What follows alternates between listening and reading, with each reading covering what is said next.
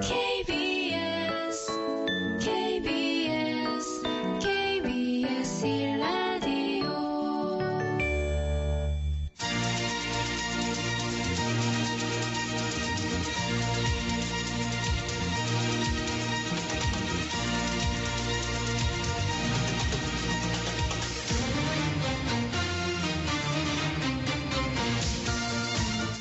안녕하십니까, 홍지명입니다. 2부 시작하겠습니다.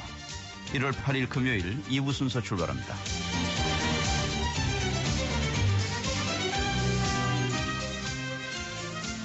정치권이 한 목소리로 북한의 4차 핵실험을 규탄하고 있습니다. 이런 가운데 여당인 새누리당에서는 우리도 자위권 차원에서 핵을 가져야 하는 것 아니냐, 이런 주장이 지도부 일각에서 제기됐습니다. 우리 대북 정책의 변화가 필요하다는 주장도 나왔는데요. 새누리당의 이인재 최고위원이 전화 연결되어 있습니다. 안녕하십니까? 예, 안녕하세요. 자, 어제 최고위원 회의에서 자유권 차원에서 우리도 핵을 갖자, 이런 주장이 나왔다는데 어떤 이야기들이었습니까? 예, 이제 원유철 원내대표께서 네. 이제 북한 핵이라는 게 이제 잠재적인 위협이 아니라 현실적인 위협이니까 여기에 대응하는 평화적인 자위적인 핵을 이제 우리도 가져야 되지 않느냐, 이런 이야기가 나왔습니다. 네. 근데 사실은 이제 3년 전에 3차 핵실험 했을 때 예. 그때는 이제 정몽준 의원이 주도해서 아하. 그런 핵 무장론을 제기했었고요. 네. 이제 4차 핵실험이 특히 이제 수소폭탄, 뭐 어디까지가 진실인지 모르겠습니다만 네. 북한이 이제 수소폭탄 단계로 나가고 있는 건 사실 아닙니까? 예. 그렇기 때문에 앞으로 더 이 핵무장론이 더 여론화되지 않겠는가, 이렇게 생각합니다. 네. 그 밖에도 한 두 분이 더 비슷한 이야기를 했다고 그러던데, 이인재 최고위원께서도 과거 이런 비슷한 요구를 하신 적이 있죠? 어떻습니까? 아니, 뭐 저는 아주 신중한 입장입니다. 네. 예, 한미 동맹이 아주 강건하게 버티고 있는 한, 예. 이제 북한 핵에 대한 그 견제, 억제력은 있는 것이고요. 예. 다만 이제 우리나라가 이제 국가 전략으로서 핵 무장을 추구할 수 있느냐 하는 것은 아주 신중하게 고려해야 됩니다. 우선 크게 보면은 우리 한반도는 이제 비핵화된 가운데 평화적으로 통일을 해가지고 네. 동북아의 협력과 이 단합을 끌어내는 그런 지도 국가가 돼야 되지 않습니까? 예. 독일이 뭐 평화적으로 통일했지만은 주변에 러시아, 프랑스, 영국 핵 강대국들한테 둘러싸여 있지만 그러나 핵 무장을 추구하지 않습니다. 예. 그렇지만 유럽의 최고 지도 국가가 독일 아닙니까? 예. 그래서 지금 이제 쉽게 생각할 수 있는 문제 아니고요. 또 독자 핵 개발은 이제 과거에 한미 동맹이 흔들렸을 때 네. 미국이 월남을 포기하고 하는 이런 상황에서 이제 박정희 전 대통령이 추구한 일이 있었는데요. 네. 지금 우리는 한반도 평화 통일을 위해서도 한미 동맹이 더 굳건해야 되고 또 주변 국가의 신뢰가 아주 필수적입니다. 예. 그래서 이제 독자 핵 무장을 하려면은 이게 뭐 보통 문제가 아니지 그렇군요. 않습니까? 아주 신중하게 접근해야 됩니다. 네. 예. 자, 그래서 북핵에 같은 핵으로 맞서기보다는 인권 가치를 우선하자라는 지금 이런 얘기를 하고 계시는 건가요? 어떻습니까? 이게 같은 맥락입니까? 예, 네. 북한 핵 개발을 추진하는 세력은요. 네. 아주 몇 명 되지 않습니다. 뭐 꼭 숫자를 이야기한다면 200여 명도 되지 않을 겁니다. 북한 주민들하고도 완전히 유리되어 있고요. 예. 북한 체제 엘리트 중에도 아주 극소수의 엘리트들이 김정은을 중심으로 해가지고 예. 자기들 그 전체주의 체제 그 기득권을 어떻게 하면 지킬까, 이래서 이제 핵을 무모하게 개발하고 있는데 결국은 이제 북한 본질적인 변화가 일어나면은 핵 문제는 해결의 길이 열립니다. 그렇군요. 그래서 이제 그 본질적인 변화를 누가 일으키겠습니까? 뭐 전쟁을 할 수는 없는 것이고 네. 북한 주민들이 이제 마음속에서부터 그게 일어나야 됩니다. 네, 알겠습니다. 예. 사실은 뭐 핵 보유 추진하더라도 지금 핵 확산 방지 조약 우리가 가입국이고 예. 한미 원자력 협정에도 우리가 제한을 받고 현실적으로도 넘어야 할 산이 난관이 많지 않습니까? 예, 그렇습니다. 이제 비핵화라고 하는 목표를 추구하는 국제사회와 충돌해야 되고요. 예. 또 한미 동맹에 중대한 문제가 생길 수 있고 또 중국을 비롯한 여러 나라의 의심을 받을 수 있지 않습니까? 네. 그래서 우리는 북한 핵 이것을 어떻게 제거하느냐. 이제 미국이나 중국이 그동안 좀 소극적이었습니다. 네. 근데 이번에는 좀 다른 것 같아요. 이제 이란 핵도 어느 정도 해결됐고요. 네. 중국도 아마 인내 한계에 이르러서 폭발하는 상황 아닌가 싶습니다. 네. 그래서 우리가 미국하고 중국하고 공조 강화해가지고 유효한 제재 네. 보복 수단을 강구해야 되고요. 또 우리 국방 태세도 마찬가지입니다. 핵이라는 게 일단 와서 터지면 안 되지 않습니까? 그렇죠. 네. 그 전에 사전에 무력화시킬 수 있는 실천적인 전략을 네. 밀도 있게 강구해야 됩니다. 이제 국민들께도 어느 정도 말씀드리고 예산상의 조치나 여러 가지 아주 실질적으로 네. 사전에 어떤 위협이 있을 때 사전에 북한 핵을 무력화시킬 수 알겠습니다. 있는 태세를 갖춰야 됩니다. 자체 핵 개발이 예. 상당히 어렵고 또 현실적으로 여러 가지 제약이 있다면 미국의 전술 핵을 다시 들어와서 배치하는 이런 방안은 어떻습니까? 핵 억지력이라고 하는 것은 핵이 네. 가까이 있느냐 멀리 있느냐 문제가 없습니다. 상관없다. 네. 전술핵이라는 건 소형의 조그마한 이제 핵인데요. 예.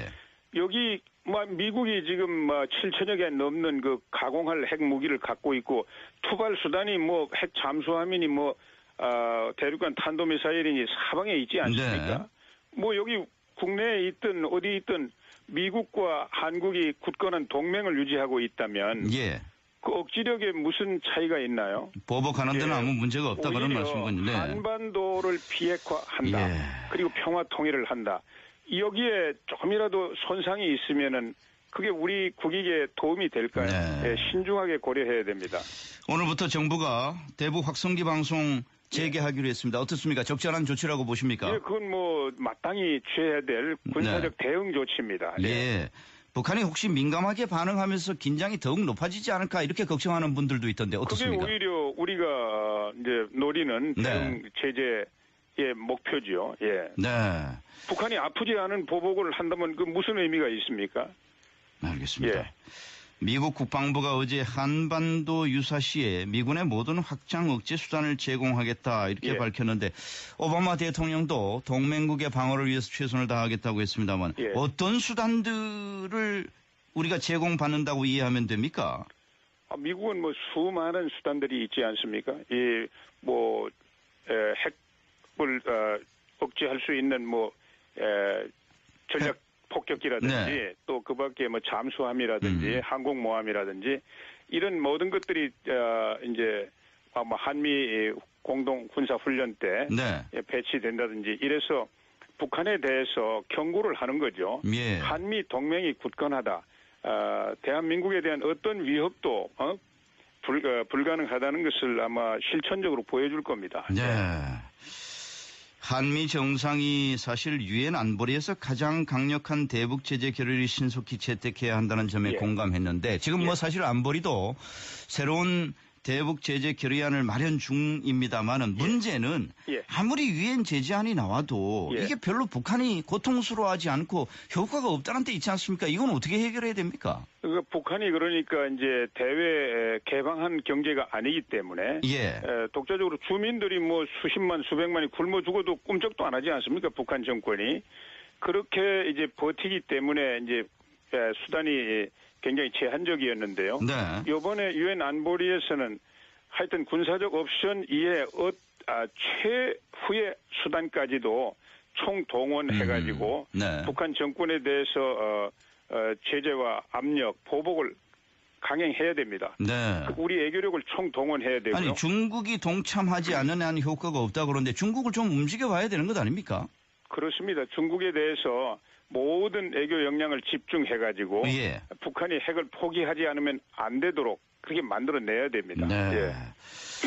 이번 핵실험 징후를 우리 국방부와 국정원이 사전에 전혀 알아차리지 못했다. 그래서 어제 국회에서 예. 아주 질타를 당했는데 이 문제는 어떻게 생각하십니까?